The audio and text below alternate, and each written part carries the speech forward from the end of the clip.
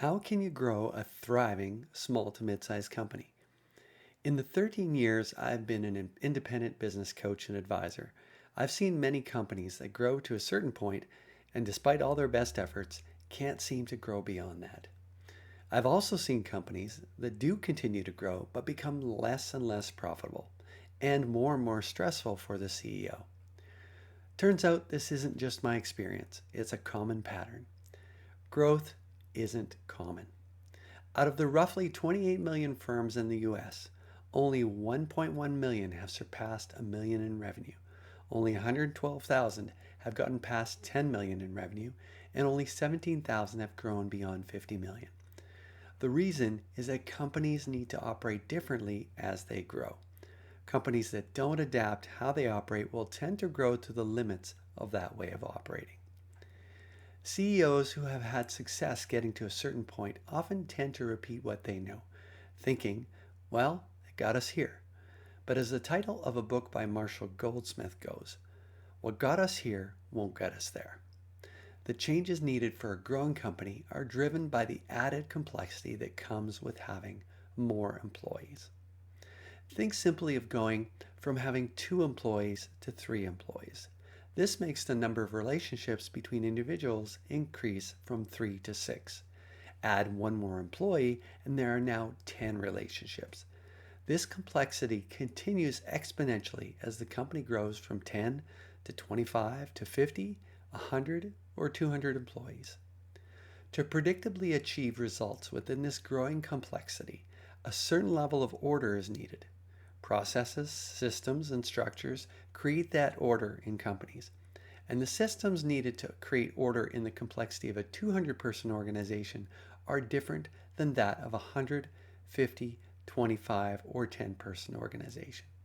For example, when a company has 1 to 10 people, the owner can manage everyone.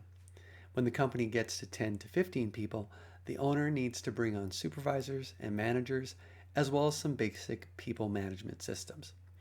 When the company gets to about 25 people, it needs more than 1 leader and the beginnings of a middle management group. The CEO now has to get most of the company's results through other managers, so effective leadership and management becomes more important. And keeping those leaders and managers all heading in the same direction becomes more challenging. Strategy, goals, and priority settings become critical along with meeting rhythms to keep everything on track. When companies hit 60 employees or so, they've already had to implement project management processes to get new systems fully implemented, and now they often have to revamp their competitive strategy as they are now more visible in the market and therefore a deliberate target of competitors. At about 95 employees, another layer of middle management is usually needed, making new employees more disconnected from top-level decisions. This then requires new systems to monitor and improve employee buy-in and engagement. At around 160 employees, the size and complexity of the organization starts to make it more resistant to change, and it often becomes less profitable as its costs go up and products start to lag the market. Other systems and processes are needed to speed up getting new and more profitable offerings to market. Any company within one stage of growth will usually hit a ceiling if they keep doing things the same way they have been. Companies that don't make the right changes or aren't successful in making those changes will fall into what we call a valley of death. Valleys of death are where the leadership makes investments but they don't work out, so the company doesn't move beyond that stage. The company can also fall backward in terms of revenue and often profitability because of the failed investments. Worst case, it can lead to company failure. Some companies grow despite not making the changes needed for their next stage of growth. With sheer grit or dramatic demand growth, they'll grow. However, these companies often become increasingly inefficient with the increasing complexity and resulting chaos. And so the company's profitability will decrease, sometimes significantly. Unless exceptionally well funded, with investors willing to accept short to mid-term losses for a long-term windfall, the decreasing profitability and resulting cash flow challenges will eventually prevent the company from investing in the capacity to grow and the systems to grow profitably. and so growth will stall. One can also count on drama, stress, and headaches being the overarching theme for the CEO. So, what stops a company from making the right changes and improvements to grow successfully and profitably?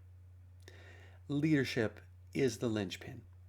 We can see early in a company's life, by about 25 employees, that a CEO has to learn to get results from people through other managers or leaders rather than managing everything themselves. Very often, the leaders, like the CEO, are stuck in the weeds, too focused on the day to day. So the projects to move the company forward often don't get done or aren't done right. Leaders in mid-sized companies are often not on the same page about where the company is headed and how to get there. So they and their people are often working in silos and at cross purposes. These leaders are also often not meeting the CEO's expectations and aren't being the kind of leaders they need to be to get and keep their people fully engaged, productive, and effective. And while the CEO may have a vision for the company, they often don't have a clear strategy for how to attract and keep the best customers. Even if they do, that strategy is often not understood or supported by the leaders who need to make it happen.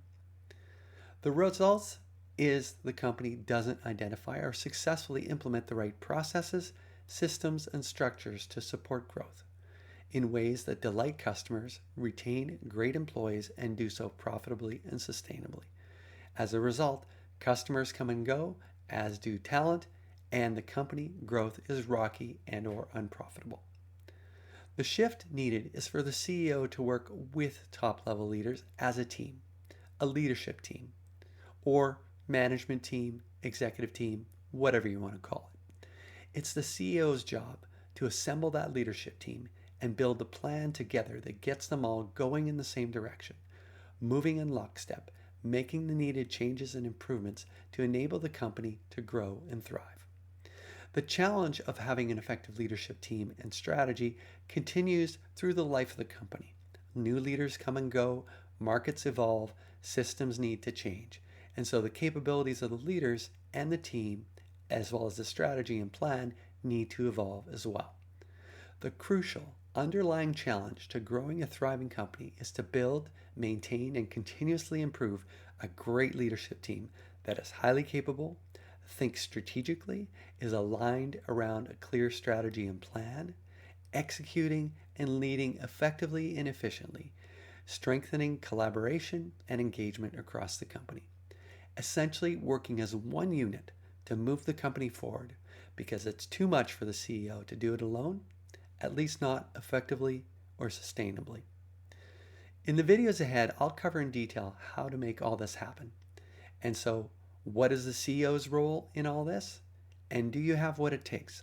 We'll cover that in our next 5-minute growth tip video.